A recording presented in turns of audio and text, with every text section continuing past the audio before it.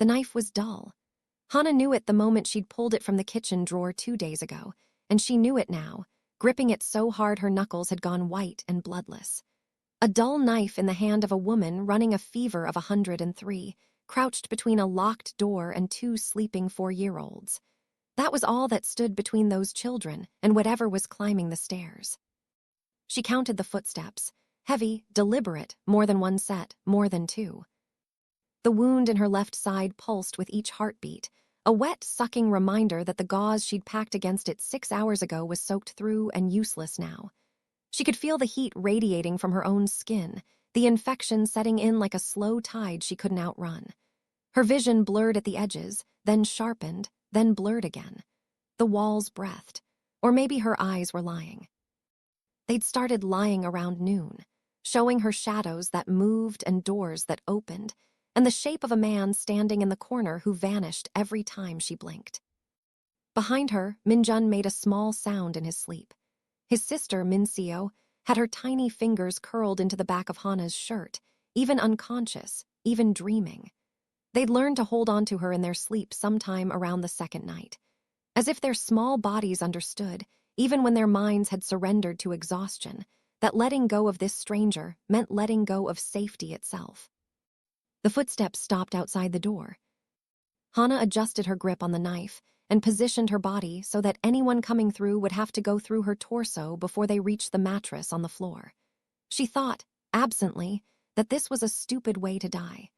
23 years old, a nursing student with $40,000 in debt, and a refrigerator that had been empty for a week before any of this started. Dying on the floor of a condemned apartment in a neighborhood she didn't have a name for, protecting 2 children whose names she'd only learned, because the little girl had whispered them to her in the rain 4 days ago. But the thought passed through her the way thoughts do when the body has already made its decision. Her hands didn't shake. Her position didn't shift. Whatever part of her brain was responsible for self-preservation had been overruled days ago by something older and less negotiable, something that looked at 2 small faces and said, "Them first, you second, everything else can wait." The lock broke. The door opened. And the man standing in the hallway was not one of the men who'd been hunting them. He was worse. She knew it immediately, the way prey knows the difference between a dog and a wolf. The men who'd chased her through the city for 4 days had been dangerous, armed, organized, relentless. But they'd been loud about it. Clumsy. They'd shouted and threatened and fired a gun in a parking garage with all the precision of men who used violence the way children used tantrums. This man was nothing like them. He stood in the doorway without moving, and the stillness itself was a kind of violence. He was tall, Korean, dressed in a dark coat that probably cost more than Hana's annual tuition, collar open at the throat where she could see the edge of ink climbing the side of his neck, the tail of something intricate and deliberate, a tattoo that didn't stop at his collar but continued beneath the fabric in every direction. His face was constructed of angles designed to make people stop talking and start listening, and his eyes, dark, flat, and utterly without warmth, swept the room with the efficiency of someone who had walked into 1,000 rooms and never once been surprised by what he found inside them. Behind him, filling the stairwell and the hallway, were men. 7, 8, she couldn't count them all. Black suits, earpieces, the kind of men who stood like weapons waiting to be pointed at something. But none of them had entered the room. None of them had even shifted their weight past the threshold, because the man in the coat hadn't told them to yet. His eyes found the children. Something moved behind his face. It was fast, a fracture that opened and sealed in less than a second. But Hana saw it because she was watching him the way she'd been watching everything for 4 days, with the desperate, feral attention of someone who knew that missing a single detail meant dying. He looked at his children sleeping on a bare mattress on the floor of a rotting apartment. Minjun's face pressed into a folded sweatshirt Hana had fashioned into a pillow. Minseo's fingers tangled in the fabric of a stranger's shirt. And for 1/2 second, the mask slipped. What was underneath it was not softness. It was something far more dangerous than softness. It was the kind of anguish that, in a man like this, did not lead to tears. It led to the systematic dismantling of whoever had caused it. Then his eyes moved to Hannah, to the knife in her hand, to the blood soaking through her shirt on the left side, to the fever-bright shine of her eyes and the way her body was still, even now, even barely conscious, even with the walls breathing and the shadows lying, positioned as a barrier between him and the mattress. He looked at her for a long time. "Who are you?" he asked. His voice was low, controlled, the kind of quiet that made people lean in and then regret it. Hannah's vision swam. The room tilted. She tightened her grip on the knife and did not lower it, because she had learned something in the last 4 days that she would never unlearn. The well-dressed ones were the most dangerous, and the quiet ones were the most lethal, and the fact that this man looked at those children like they were the axis on which his entire world turned did not mean he wouldn't hurt her. "I'm the person," she said, and her voice came out scraped and raw, barely above a whisper. "Who's been keeping them alive?" Then her knees buckled, and the floor came up to meet her, and everything went dark. 4 days earlier, Hannah's biggest problem had been the electric bill. She sat at the desk in her studio apartment, if it could be called a desk, if it could be called an apartment, and stared at the number on the screen of her phone. The number stared back with the serene indifference of all numbers that are larger than the numbers in your bank account. She did the math she'd already done 6 times. Tuition payment in 11 days. Rent in 14. She had enough for one. The universe, in its infinite generosity, was asking her to choose between a roof and a degree. She closed the screen, put the phone face down on the desk, picked up her jacket. It was October, and the city had turned cold the way it always did, not gradually, not gently, but overnight, as if someone had flipped a switch and drained all the warmth from the concrete and the steel and the sky. Hannah pulled her jacket tighter, which did almost nothing because the jacket was 2 years old and had been thin when it was new, and walked the 6 blocks to the bus stop that would take her to the 24-hour urgent care clinic, where she worked the overnight shift 3 times a week. She was a nursing student, 3rd year, top of her class, not because she was brilliant but because she was relentless, the kind of student who read the textbook twice, who volunteered for every clinical rotation, who showed up early and left late and never once complained because complaining required energy she didn't have to spare. She'd been on her own since she was 17. No parents, her mother had died when she was 12, and her father had been the kind of absence that was worse than death because it came with the knowledge that someone had chosen to leave. She'd built everything she had from nothing, and everything she had wasn't much, but it was hers, and it was honest, and on most days that was enough. The bus was late. The bus was always late. She stood at the stop and watched the city move around her. Headlights and strangers, and the distant pulse of music from a bar she couldn't afford to enter. And she did not know that 17 blocks away, in a penthouse that occupied the entire top floor of a building she'd never looked up at, a man named Kang Seojin was watching a video on a phone that had been delivered to him by a courier who was now kneeling on the marble floor, bleeding from the mouth. She did not know that the video showed 2 children, his twins, his 4-year-old son and daughter, being lifted from the backseat of an armored car by men in masks, while their bodyguard lay motionless on the pavement. She did not know that the man watching this video had not moved for 4 minutes, had not blinked, had not raised his voice, that the silence in the penthouse was so absolute that the 12 men standing in the room had stopped breathing because they understood.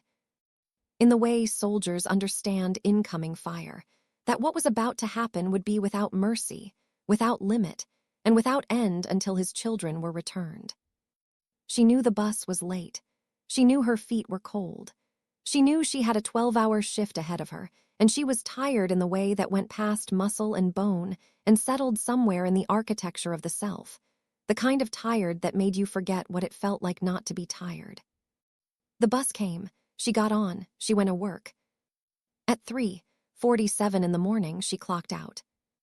The clinic had been quiet, a sprained ankle, a child with an ear infection, an elderly man who came in once a week because he was lonely, and a waiting room was better than an empty apartment. Hannah had cleaned and restocked and updated charts and done all the small invisible work that kept the place running. And now she stood outside in the cold and calculated whether she could afford a cab or whether she was walking 6 blocks home at 4 in the morning. She walked. The streets were empty in the way that city streets get empty in the small hours. Not peaceful, not safe, just vacant, stripped of the daytime pretense that someone is watching, that help is nearby, that the rules still apply. Hannah walked fast, keys between her fingers, eyes scanning the sidewalk ahead. She was 3 blocks from her apartment when she heard the crying. It was small, muffled, coming from the alley between a shuttered dry cleaner and a building whose ground floor windows had been boarded up for as long as she could remember. She stopped, listened. Every instinct she had, the instincts of a woman who'd walked home alone in the dark more times than she could count, told her to keep moving. Alleys at 4 in the morning were not places where good things happened. The crying got louder. And then a small voice said, very clearly in Korean, "Min-seo, don't cry, I'm here." A child was talking to another child, in an alley, at 4 in the morning. Hannah turned into the alley. They were behind a dumpster. 2 of them, tiny, identical in the particular way that only twins are identical, the same round faces, the same dark hair, the same enormous terrified eyes that looked up at Hannah as if she were either salvation or the next terrible thing in a series of terrible things, and they couldn't yet tell which. The boy, Minjun, though she didn't know his name yet, was standing in front of his sister with his small arms spread wide, shielding her body with his own. He was 4 years old and shaking so hard his teeth were clicking together, but his jaw was set and his stance was firm, and Hannah felt something crack open inside her chest at the sight of it because she recognized that posture. She'd stood like that herself, in front of doors, in front of people who were bigger and louder and meaner than she was.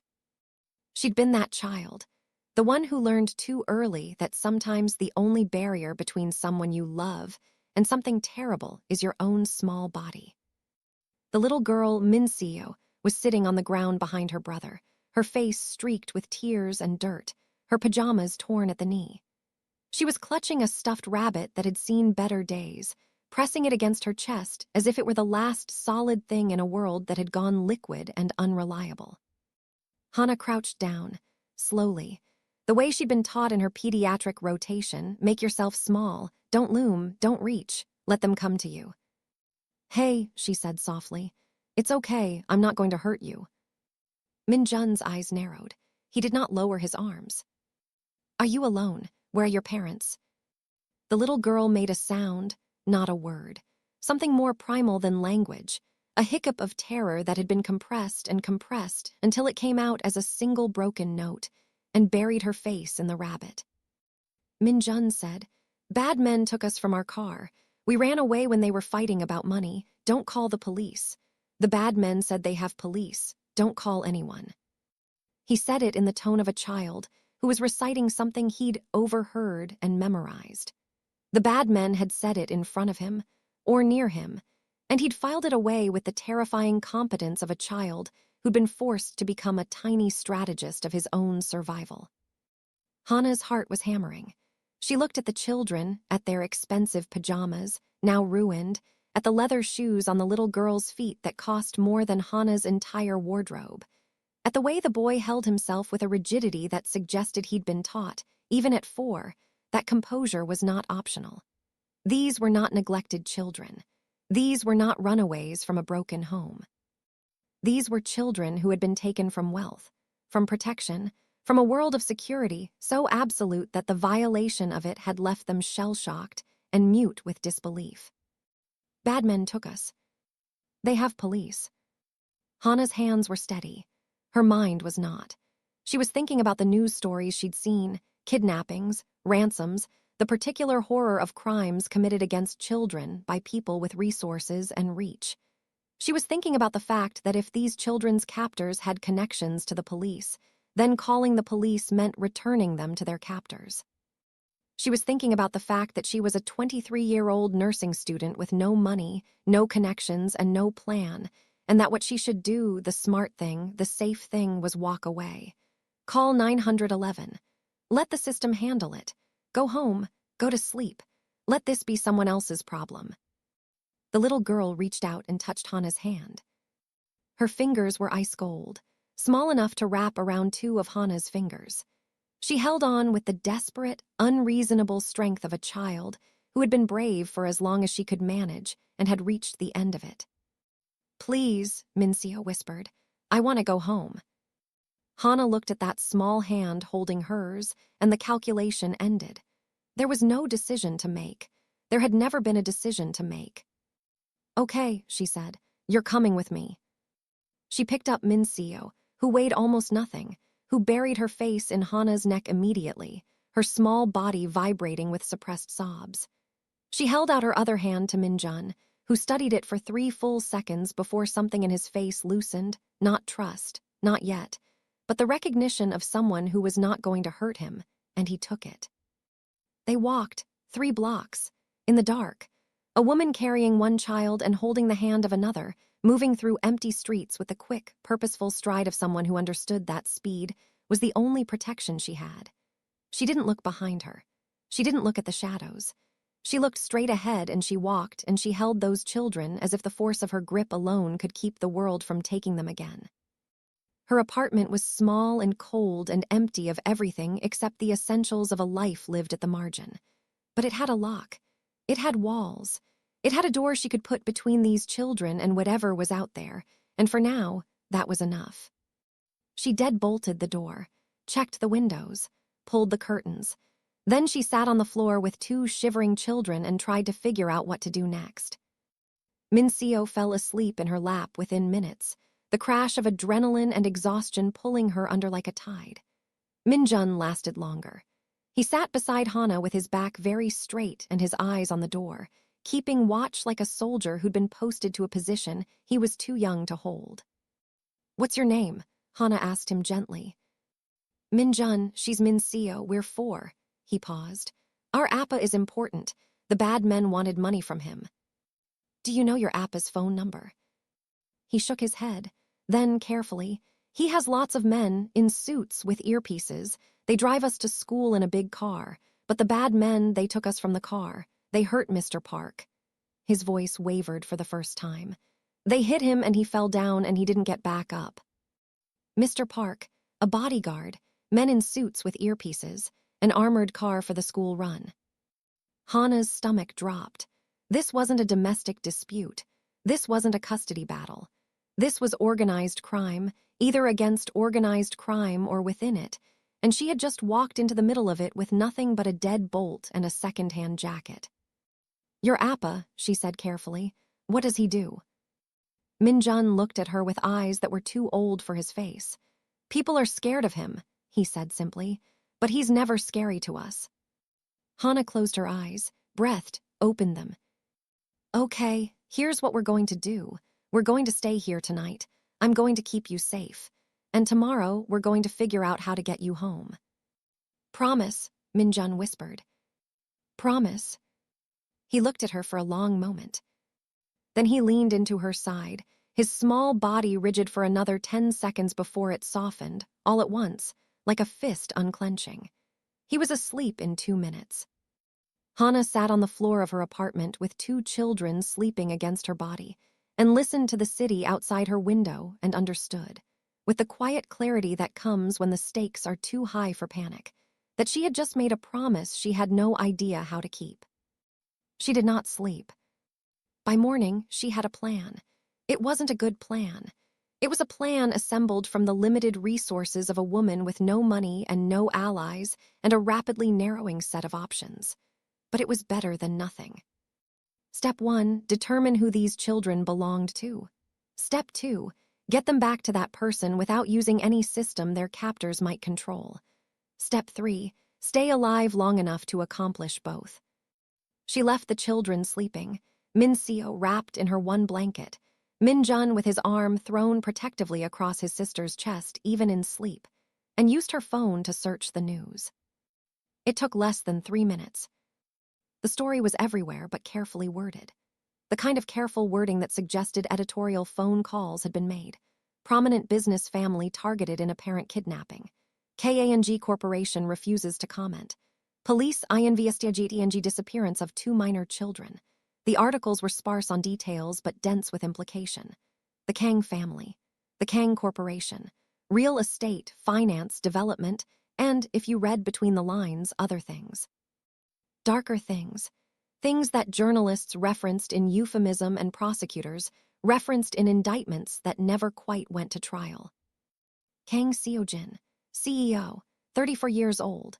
Widower, his wife had died in a car accident 2 years ago under circumstances that 3 different articles described as unclear. Father of twins. And according to the particular vocabulary that media used when they couldn't print the truth, a man of considerable influence in both legitimate and shadow economies. The kind of man whose children would be taken by men with guns and connections to corrupt police. Hana stared at his photo. Even in a press image, surrounded by the controlled sterility of a corporate event, there was something about him that the camera couldn't tame. The stillness. The way his gaze met the lens without performing for it.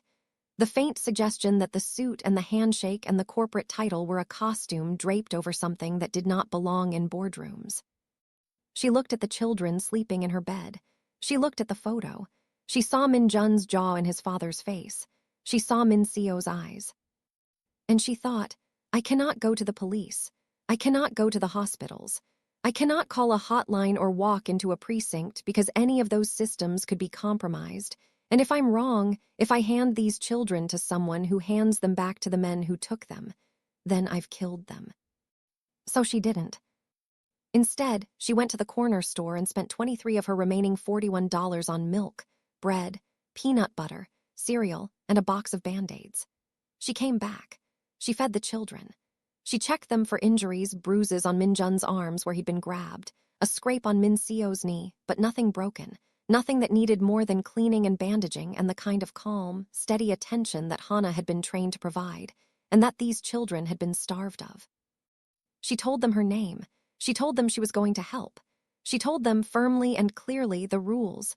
Don't go near the windows, don't make loud noises, and if anyone knocks on the door who isn't her, they hide in the closet and they don't come out until she says the word sunrise.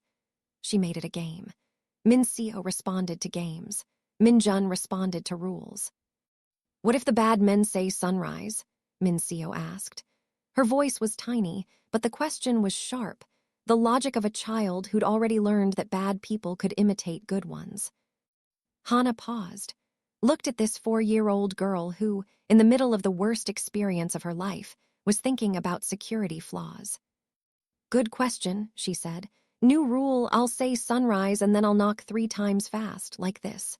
She demonstrated on the floor, 3 rapid taps. Sunrise plus 3 knocks. If you don't hear both, you stay hidden, okay? Min Seo nodded solemnly. Okay, she looked at her brother. Did you remember that? I remember everything, Min Jun said. I know, Min Seo said, but I remember things too. Hana almost smiled, almost. Then she sat down and tried to figure out how to contact a man who was, by all available evidence, one of the most powerful and dangerous people in the city, without getting herself or his children killed in the process. She had no number, no address, no connection to anyone who moved in those circles. The Kang Corporation's official channels were obviously monitored by the police, by the media, by whoever had orchestrated the kidnapping. She thought about going to the corporate headquarters directly, walking through the front door with 2 children in tow and demanding to see the CEO.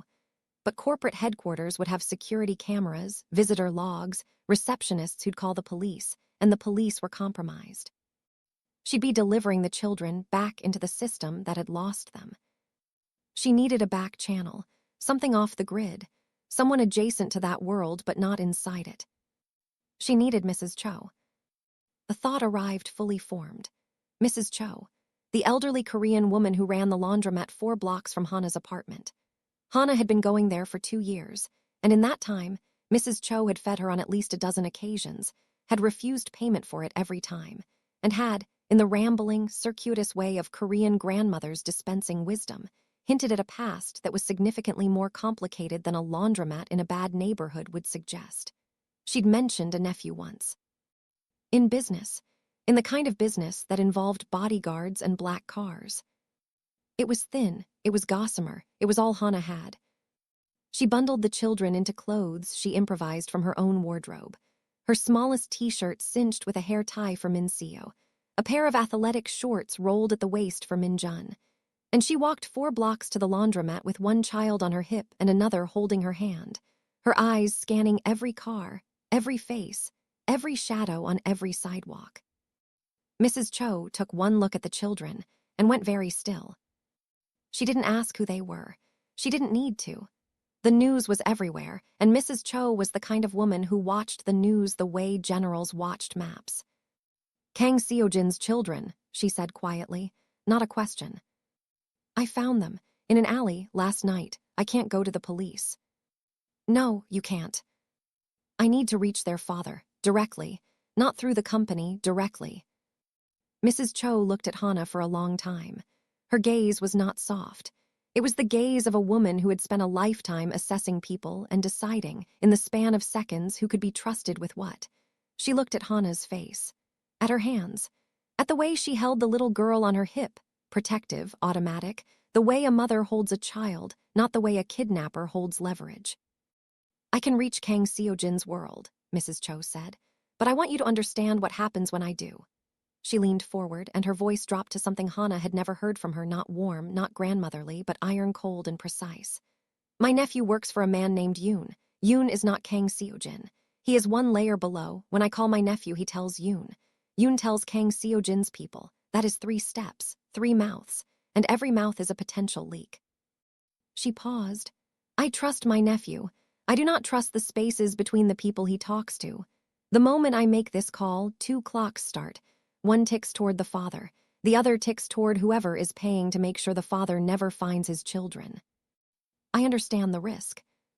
Then understand this. When I call, I will also send a second message. Slower, through a different path. An old friend of mine, a woman who used to work in Kang Seojin's household, who left years ago but still has a direct line to his personal staff. She does not use phones for this kind of thing. She will go in person. That path is safer, but it takes longer. Maybe a day, maybe 2. So the fast message might reach the wrong people first. Yes, and the slow message might arrive too late.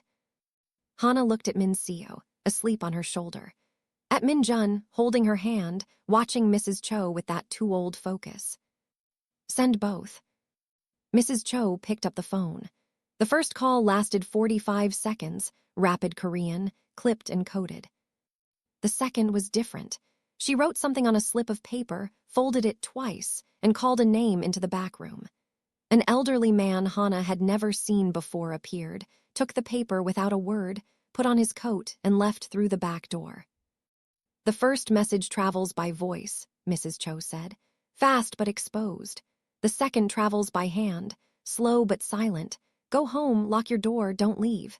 If the first message works, someone comes tonight.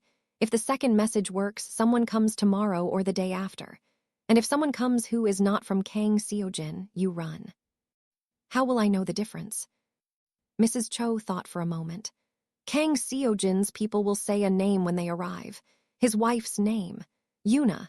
That is how his inner circle identifies itself when approaching someone unknown. If they don't say the name, they are not his.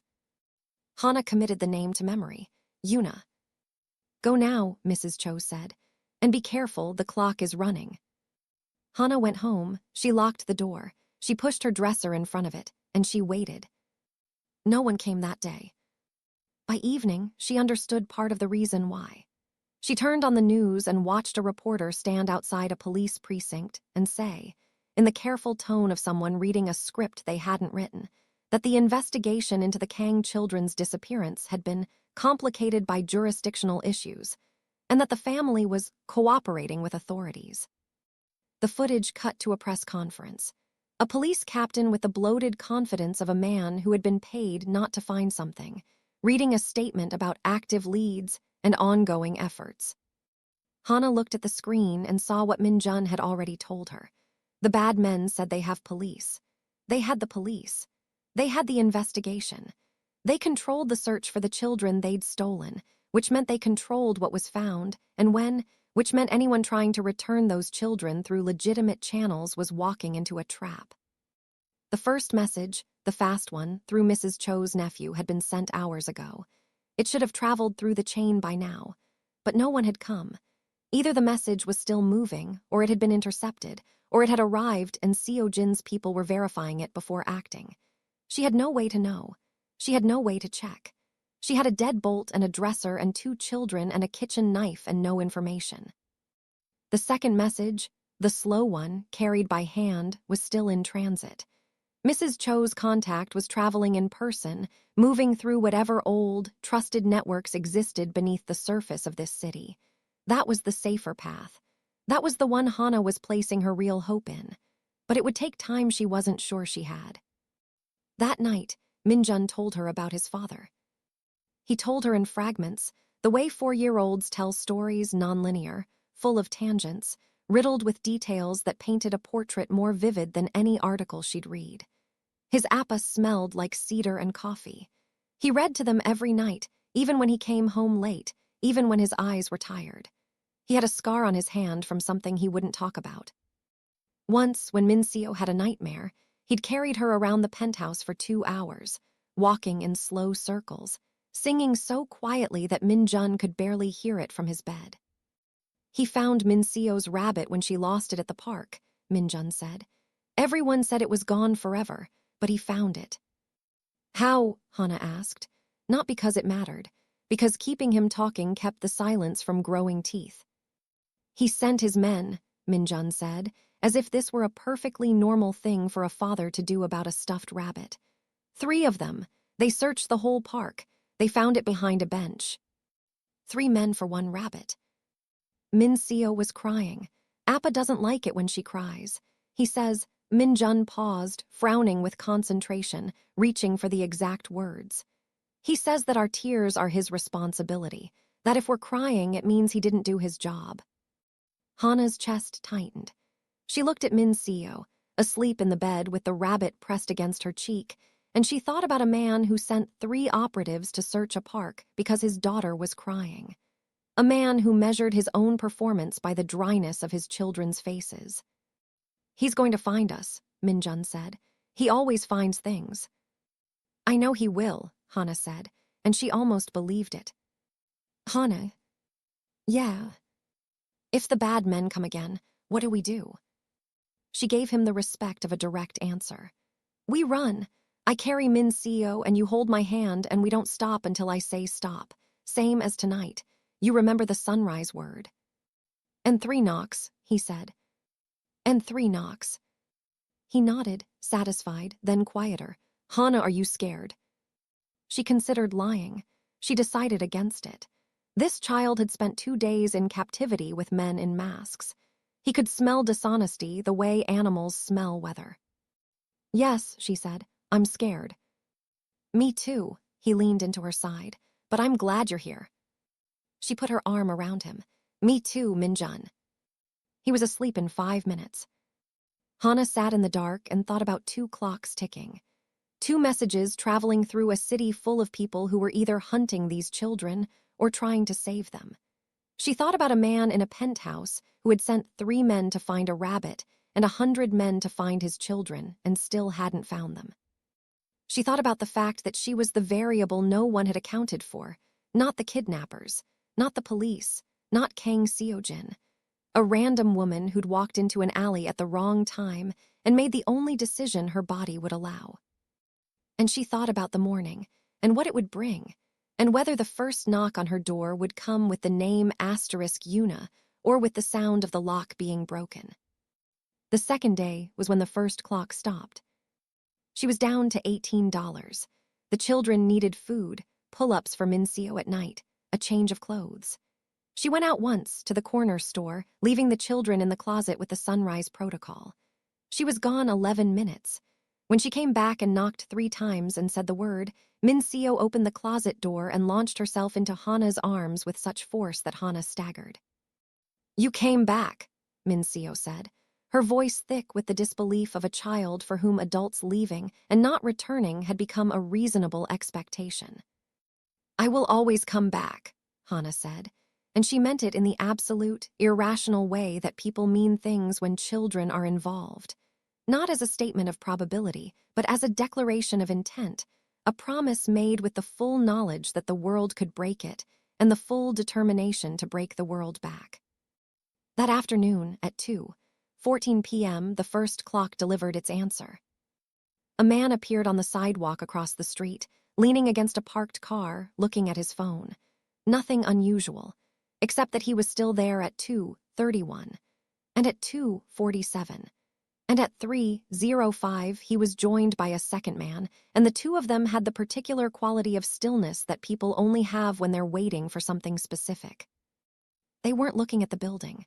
That was the part that frightened her most. They were deliberately not looking at the building, which meant they already knew which building to not look at. The fast message, the one that traveled by voice, through Mrs. Cho's nephew, through Yoon, through whatever chain of mouths connected them, had leaked. Someone in that chain had sold the information, and the kidnappers knew that a woman in this building had their leverage. Hana pulled Min-jun away from the window. Her hands shook for the first time since this started, not with fear, but with the adrenaline burn of a mind shifting from asterisk waiting mode to survival mode. Min-jun, we need to go right now. He didn't ask why. He looked at her face, and whatever he saw there was answer enough. He picked up the rabbit. He took his sister's hand. He stood by the door. 4 years old, ready. Hana packed what she could carry, the remaining food, a water bottle, her phone, and the kitchen knife. She wrapped Min Seo in a blanket and moved to the fire escape at the back of the building. She opened the window. Cold air hit her like a wall. Below, 3 stories of iron stairs and alley the backside of the block. She couldn't see the men from here. That meant they couldn't see her. She climbed out with Min Seo on her hip and Min-jun behind her, his hand gripping the back of her jacket, and they went down the fire escape as quietly as 3 people can descend metal stairs in the cold. Each step rang softly. Each ring made her teeth clench.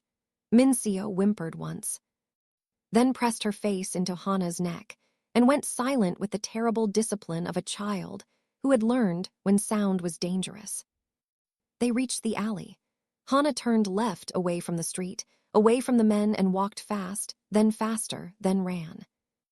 They ran 6 blocks before she was sure no one had followed. Then she slowed to a walk, breathing hard, and thought about what this meant. The fast message had been compromised, but the slow message, the one carried by hand by Mrs. Cho's contact, was still out there, still moving, still potentially intact. That was the one that mattered now.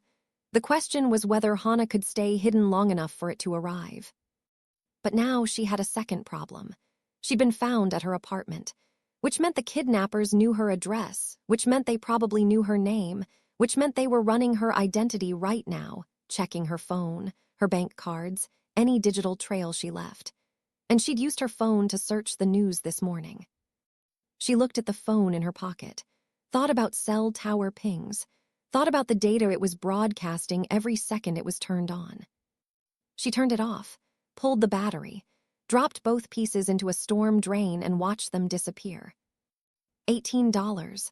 No phone, no address, no way to contact anyone. Just her and 2 children and a knife, and whatever time the slow message needed to reach the only person who could end this. She was completely alone now, and somehow that felt safer than being connected to anything that could be traced. They walked for 3 hours, through neighborhoods she'd never entered, past buildings she'd never seen. She moved in patterns designed to be unpredictable, left, right, doubling back, cutting through the dead spaces between buildings. Min-jun walked without complaining, his short legs matching her pace with a determination that belonged on a much older body. Min Seo fell asleep on Hana's shoulder, her weight shifting with each step, the rabbit dangling from one small hand. At dusk, she found the building. It was condemned, a 3-story residential block in a neighborhood that urban planning had forgotten, windows boarded, foundation cracked, chain-link fence around the perimeter with a gap near the back just wide enough for a woman carrying a child to slip through. She circled it twice, checked the sight lines, checked the entrances, checked the exits. There were 3, including the roof, and she memorized each one. Then she broke in. The 3rd floor had a room with a door that's still locked. The mattress was stained but intact. The windows were boarded, which meant no one could see in. It was dark. It was cold. But it was invisible. She set up the room the way she'd learned to set up her life, systematically, with nothing wasted. Mattress against the far wall, supplies in the corner. Chair wedged under the door handle, knife on the floor beside the mattress. "Is this where we're sleeping?" Mincio asked, awake now, looking around the room with enormous eyes. "For tonight." "It's dark." "I know, sweetheart." Mincio considered the room for a moment. Then she walked to the mattress, set the rabbit down carefully in the center of it, and said, "Mr. Rabbit says it's okay. He says he's slept in worse places." Hana's throat tightened. "Mr. Rabbit is very brave." "He's not brave. He just knows that it doesn't matter where you sleep. It matters who you sleep next to." She looked at Hana with her father's eyes. "That's what Appa says." For a moment, Hana couldn't speak. She sat down on the mattress and opened her arms, and Mincio climbed into them, and Minjun settled beside her, and the three of them sat in the dark, in a condemned building, in a forgotten neighborhood, and Hana held them and thought, the slow message is out there. Someone is carrying it by hand through this city right now. It's coming. It's coming. You just have to last long enough for it to arrive. The children slept. Hana kept watch. The third day, they almost caught her. She'd gone out for water at dawn, 3 blocks to a gas station, the only place open. She'd been gone 12 minutes when she came around the corner and saw the van. Not the same car as before. A white van with no markings, parked at the end of the block, 70 meters from the condemned building. The engine was off. The windows were dark, but there was a man sitting on the curb beside it, eating a sandwich, and his jacket was open just enough for Hana to see the holster. She froze, pressed herself against the wall. How had they found her here? She'd ditched the phone. She'd left no trail. She'd walked for 3 hours through random neighborhoods in the dark. There was no digital footprint, no bank transaction, nothing to trace. Then she looked down the block and she saw the second thing. A corner store, 50 meters from the building, with a security camera mounted above its door. A camera that pointed at the street. The street she'd walked down at dusk with a child on her hip and another holding her hand. They weren't tracking her phone. They were checking cameras, canvassing the neighborhoods surrounding her apartment in an expanding radius, pulling footage from every gas station and corner store and ATM camera, looking for a woman with 2 children. And this neighborhood was close enough to her apartment. 3 hours on foot was maybe 6 miles, to fall within a reasonable search grid. She'd been careful, but careful wasn't enough when the people hunting you had resources and time, and the footage from a camera she hadn't noticed.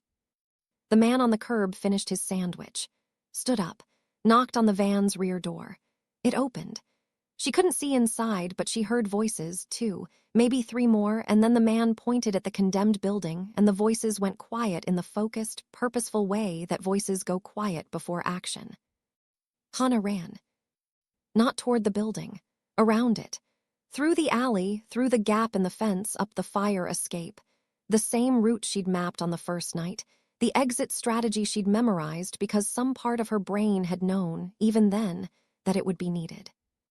She reached the 3rd floor, sprinted down the hallway, hit the door with her shoulder, knocked 3 times. Sunrise.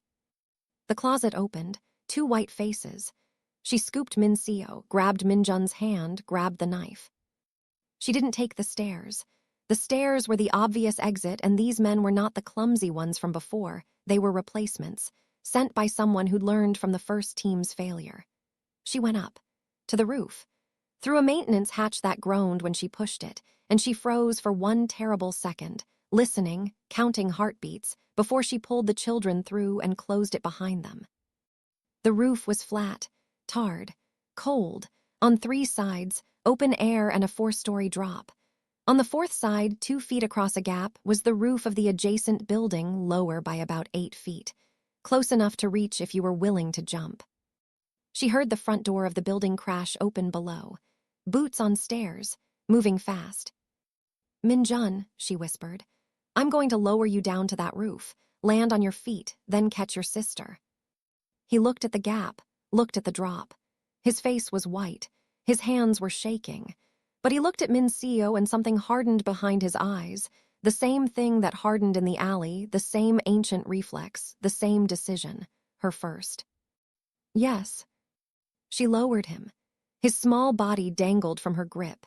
his feet kicking 8 feet above the tar. And she let go, and he dropped and hit the surface and stumbled and caught himself and stood up and turned around and raised his arms. Min-seo cried when Hana held her over the edge, a single, strangled sound. Hana pressed a kiss to her forehead. "Min-jun has you. I'm right behind you." "Sunrise," Min-seo whispered. "Their word, their proof." Hana dropped her. Min-jun caught her. They both went down in a tangle of small limbs, and then Min-seo was pulling Min-jun up, pulling him up, revering the dynamic, her small hands gripping her brother's jacket and hauling him to his feet with a fierceness that had nothing to do with strength and everything to do with refusal. Refusal to let go. Refusal to let this take one more thing from her. Hana jumped, 2 feet across, 8 feet down. She hit the tar, and the impact shockwaved through her knees and spine, and she bit down on the sound that tried to escape her throat. Behind her, the maintenance hatch banged open. A voice shouted. They ran. Across the lower roof, maintenance ladder on the far side, down into an alley, through a gap between 2 fences, across a street, into another alley. Min-seo's face buried in Hana's neck, Min-jun's hand welded to hers. The 3 of them, moving like a single desperate animal through the cold morning air. 4 blocks. 4 blocks of alleyways and side streets before the first shot.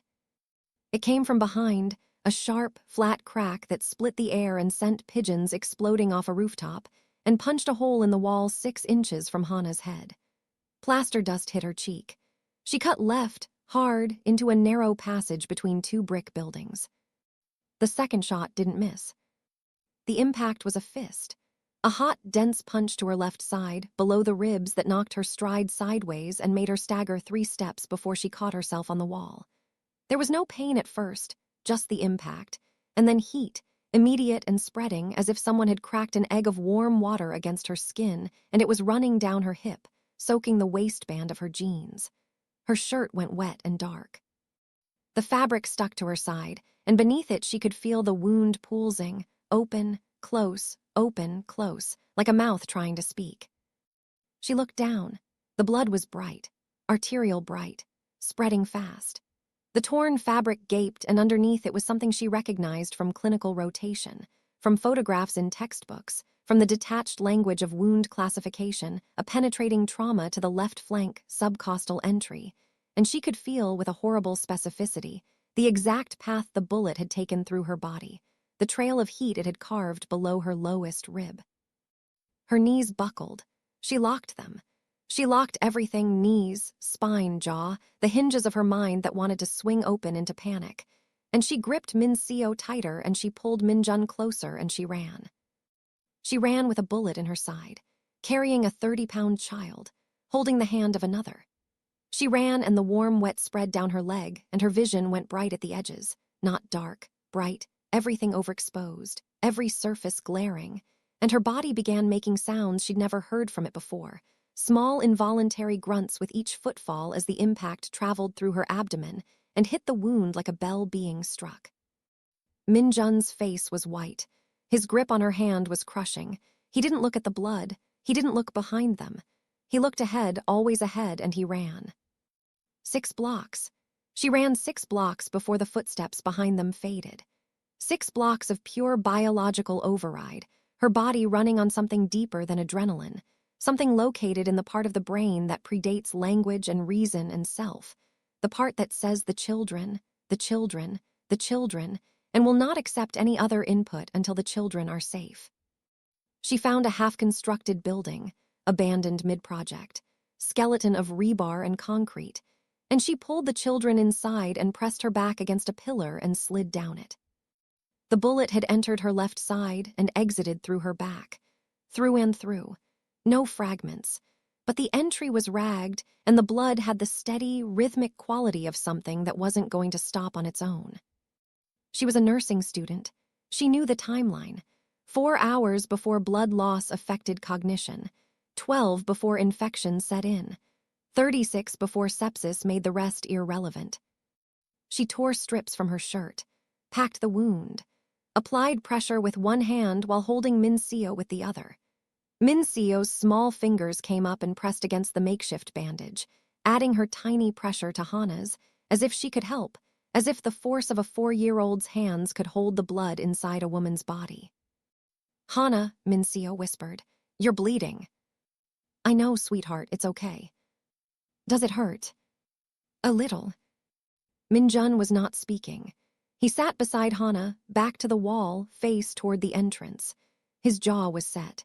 His hands were fists in his lap. He had stopped shaking somewhere around the second block of the chase, as if his body had passed through the far side of terror and arrived at something colder, more functional. "Minjun," she said softly. He didn't look at her, watching the entrance. "Minjun." He turned. His eyes were dry. His face was expressionless in a way that made her chest ache, because she knew that expression. She'd worn it herself. The face you made when feeling things was too expensive and you couldn't afford the cost. "You got hurt," he said flatly, "because of us." "No, I got hurt because bad people did a bad thing. That's not because of you. That's never because of you." He looked at the blood, looked at her face. Something in his jaw trembled once, then went still.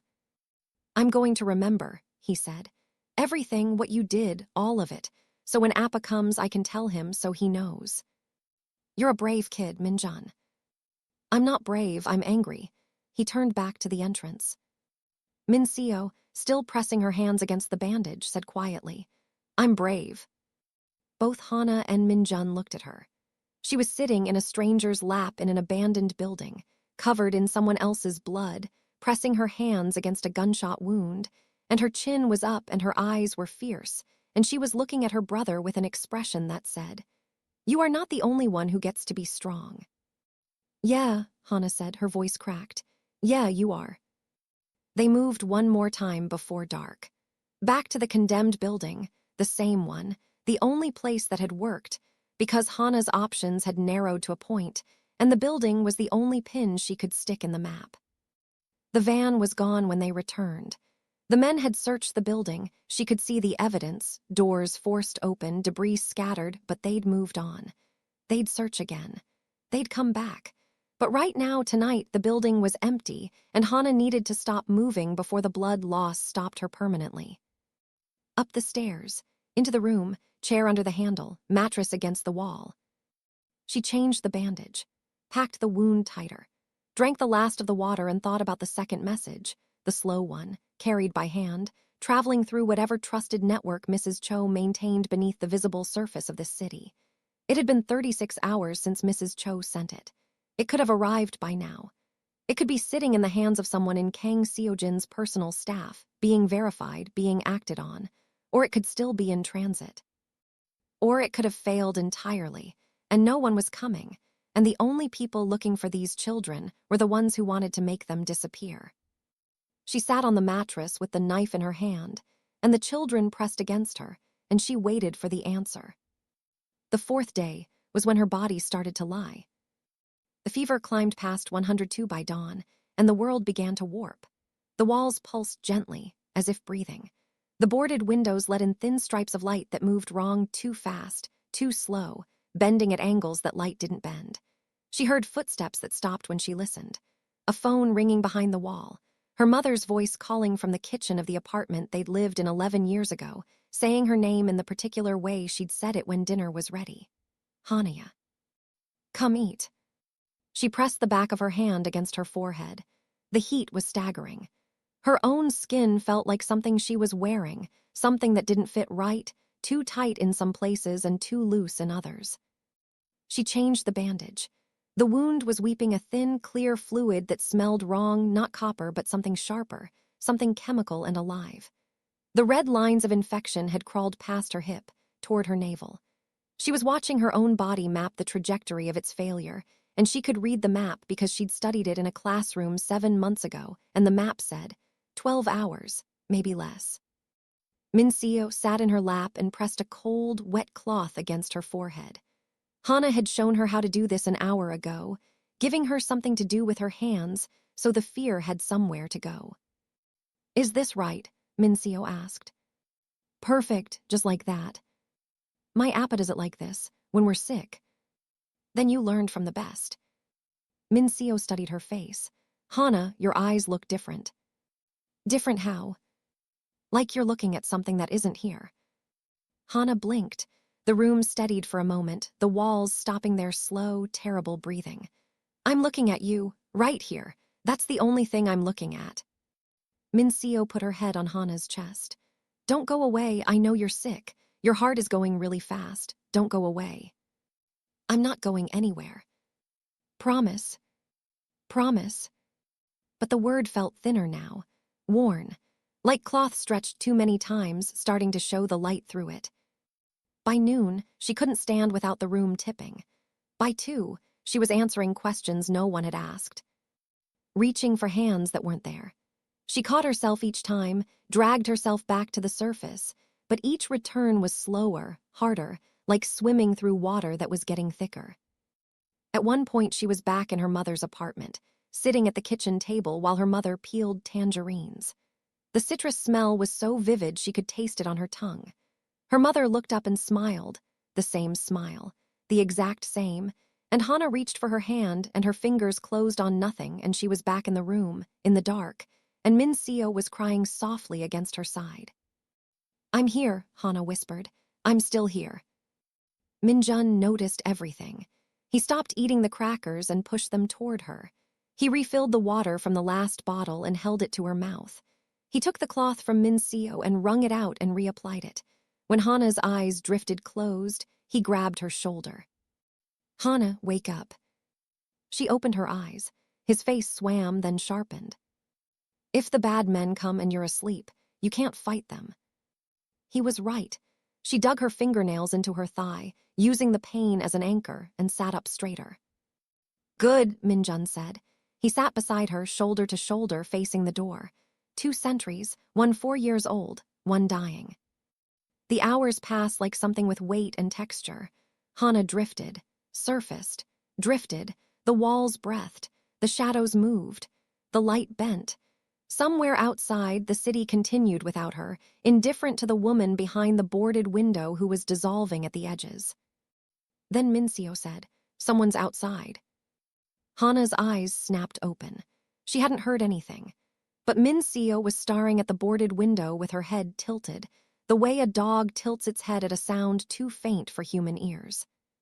What did you hear? Hana whispered. A car. It stopped down the street. Hana listened. The fever made everything unreliable.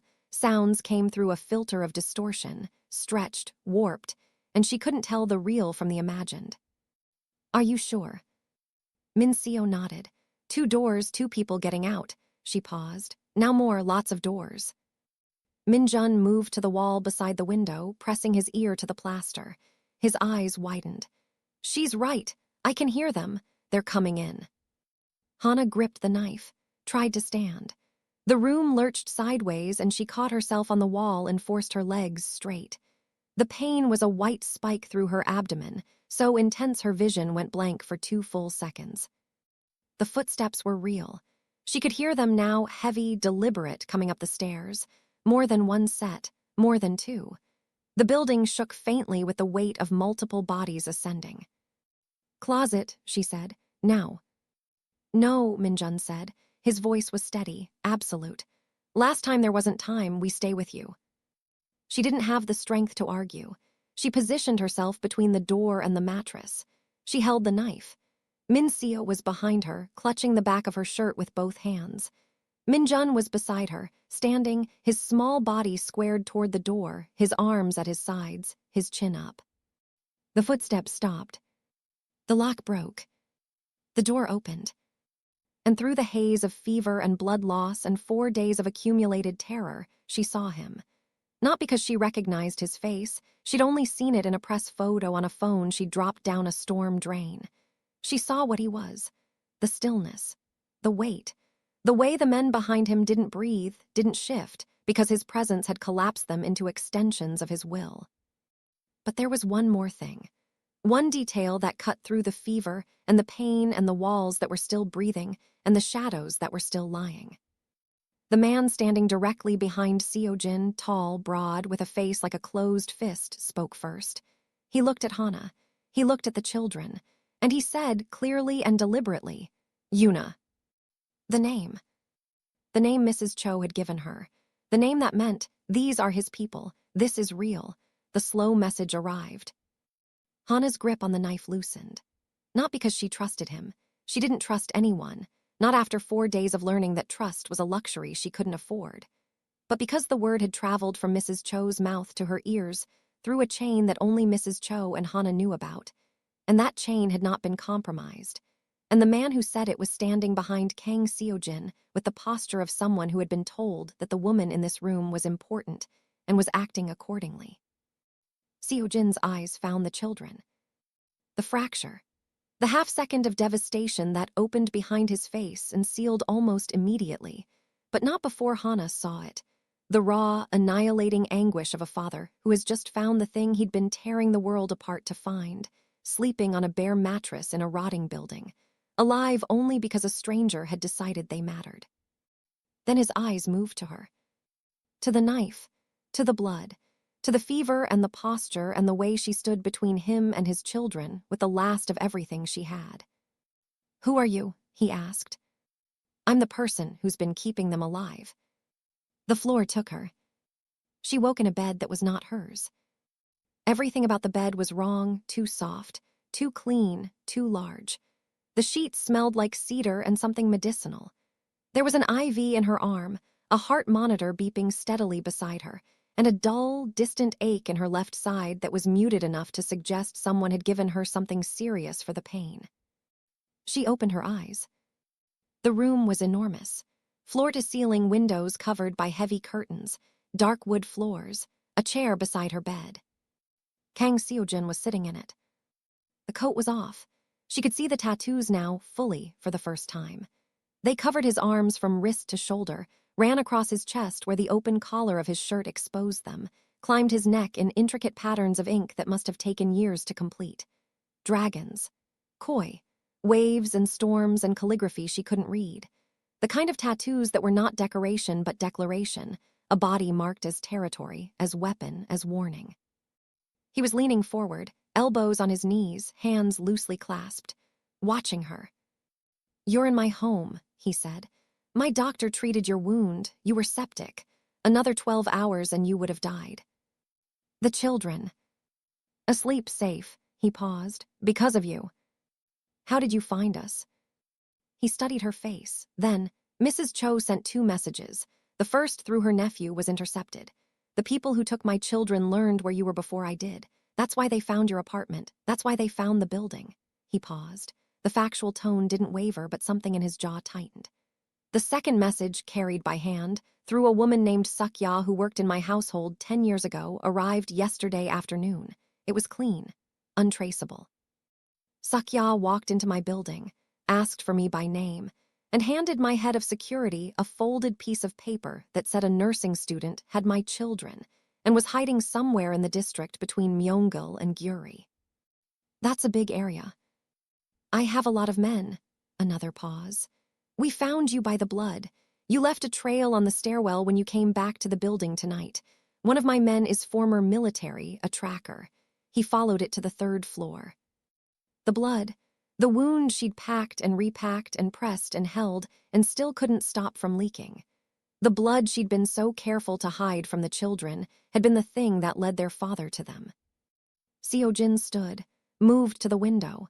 His back was to her, and she could see the full scope of the tattoos through the thin fabric of his shirt, the way they covered everything, every inch of skin between collar and waistband, a second skin of ink and intention. "My son gave me a full report," he said to the glass. 4 days, every movement, every decision, every location. He didn't turn around.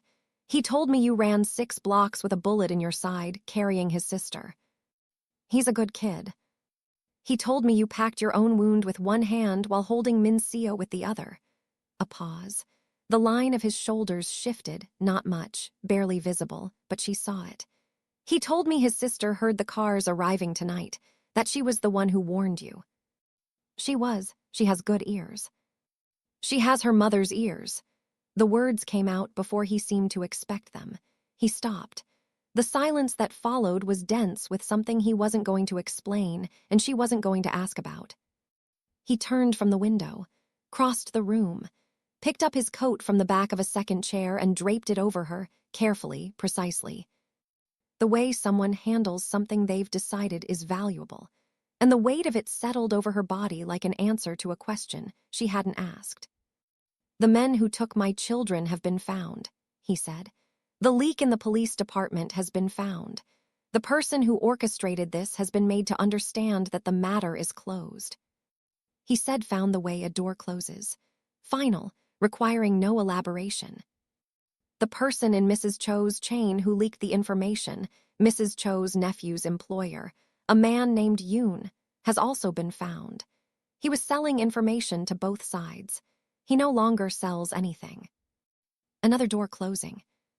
"Your tuition has been paid, your rent is current, your medical expenses are covered." He held up one hand before she could speak.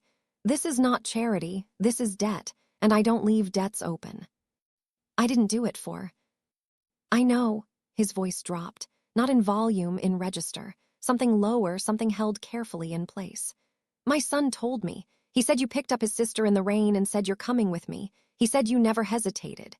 He looked at her, and for the first time, the flatness in his eyes was fully gone.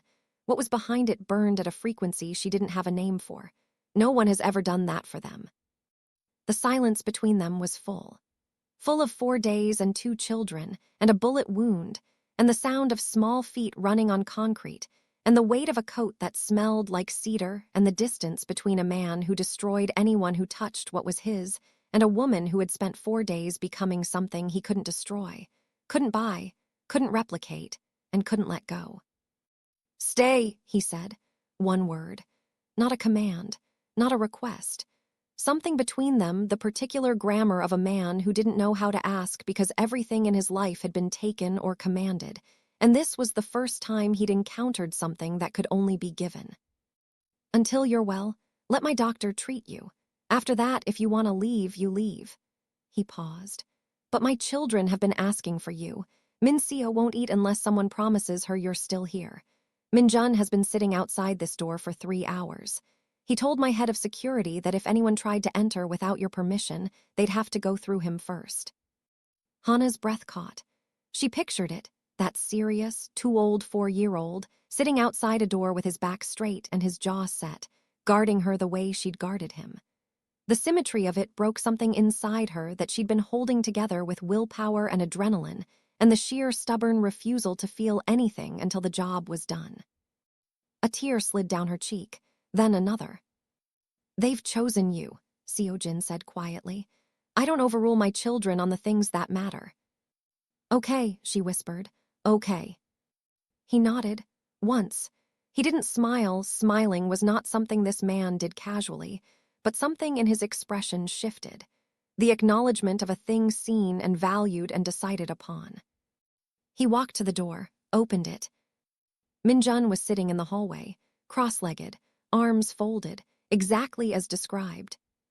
He looked up at his father, looked past him at Hana, awake and alive and crying in a bed full of cedar-scented sheets. "She's okay," he asked. "She's okay. She's staying." Seo-jin looked back at Hana. She looked at him, at the child in the hallway, at the door of another room, cracked open, where she could see the edge of a small bed and a stuffed rabbit and a sleeping girl whose fingers were curled around nothing, reaching for a shirt that wasn't there. "She's staying," Hana said. Min-jun stood, walked into the room, climbed onto the bed with the careful precision of a child navigating an injured person's boundaries. He settled against her right side, not her left. He remembered which side was hurt. Of course he remembered, and put his head on her shoulder and closed his eyes. "I told you he'd find us," he murmured. Hana put her arm around him. She looked at Seo-jin, standing in the doorway with the hallway light behind him, and the shadow of something unspeakable in his past, and the weight of something unmistakable in his present. A man who destroyed anyone who touched what was his. A man who had just, quietly and without fanfare, extended the borders of his asterisk to include her. "Yeah," she whispered, "you told me." In the other room, Min-seo woke up. There was a small sound, the rustle of sheets, the shuffle of tiny feet on hardwood, And then she appeared in the doorway in pajamas printed with stars, holding the rabbit with the safety pin, her eyes finding Hana with the unerring accuracy of a compass finding north. She didn't say anything. She climbed up, curled into the space between Hana and Minjun, put her head on Hana's chest, directly over her heart, where the steady rhythm of it was proof of the only thing that mattered. "I told you my Appa would take care of you," she said. "I told you." Seo-jin watched from the doorway. He didn't enter. He stood and watched his children choose this woman the way they chose air and light and all the other non-negotiable elements of being alive. And Hana saw something on his face that she would remember for the rest of her life. It wasn't gratitude. Gratitude was too small. It wasn't love, not yet, not in the way that word would eventually mean between them. It was the expression of a man who moved through the world with absolute control over everything and everyone around him, who had built empires and destroyed rivals and bent the architecture of an entire city to his will, and who had just encountered the one thing his power couldn't buy, his influence couldn't arrange, and his violence couldn't compel. Someone who chose to stay. He reached for the door.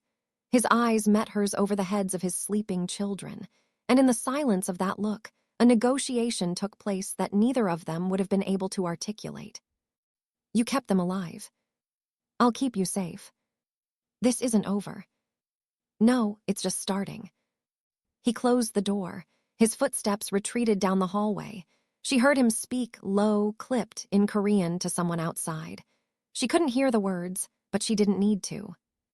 Outside the bedroom door, Kang Seo-jin pressed his back against the wall and closed his eyes. His hands, which had not trembled during 4 days of controlled devastation, 4 days of interrogations and violence, and the systematic annihilation of everyone connected to the taking of his children, were shaking now. He pressed them flat against his thighs, breathed, steadied. He didn't go to bed. He sat in the chair his son had occupied for 3 hours, and he kept watch, not because there was a threat. The threat had been eliminated. Every person involved had been found, and the systems that had failed had been rebuilt, and the city understood that what had happened would never happen again. He kept watch because she'd taught him something. Not with words. She'd never said anything instructive or wise. She'd simply done the thing, the impossible, irrational, self-destroying thing that no one in his world would have done. She'd picked up 2 children who weren't hers, and she'd run. She'd bled. She'd held a dull knife between them and the darkness, and she'd said asterisk them first, you second, everything else can wait. And she'd meant it so completely that her body obeyed even when it was failing, even when the fever was lying and the walls were breathing and her mother's ghost was calling her home. You didn't protect people from a distance. You didn't protect them with money or men or surveillance networks. You protected them by being there, by sitting between them and the door, by staying awake when they slept, by holding steady when everything else was falling apart. His 4-year-old son had shown him that, sitting in this same chair. And a stranger with nothing, no money, no power, no reason to stay, had taught him the rest. The city moved below, unconcerned and unknowing. Somewhere in it, the remnants of a conspiracy were being quietly erased. Somewhere in it, a laundromat owner named Mrs. Cho was reading a single text message, 2 words, "They're home," and pouring herself a cup of tea. Somewhere in it, a condemned building stood empty on the 3rd floor, its mattress stained with blood, a trail of red on the stairwell that had led a father to his children, and a stranger to a place she'd never expected to belong. And in a penthouse above all of it, 2 children slept the deep, boneless sleep of the truly safe, their bodies curled around a heartbeat they'd chosen, their hands holding fast to a person who had promised she would always come back and had spent 4 days proving she meant it. She was safest the moment the most dangerous man noticed her. But he was changed the moment she didn't notice him at all.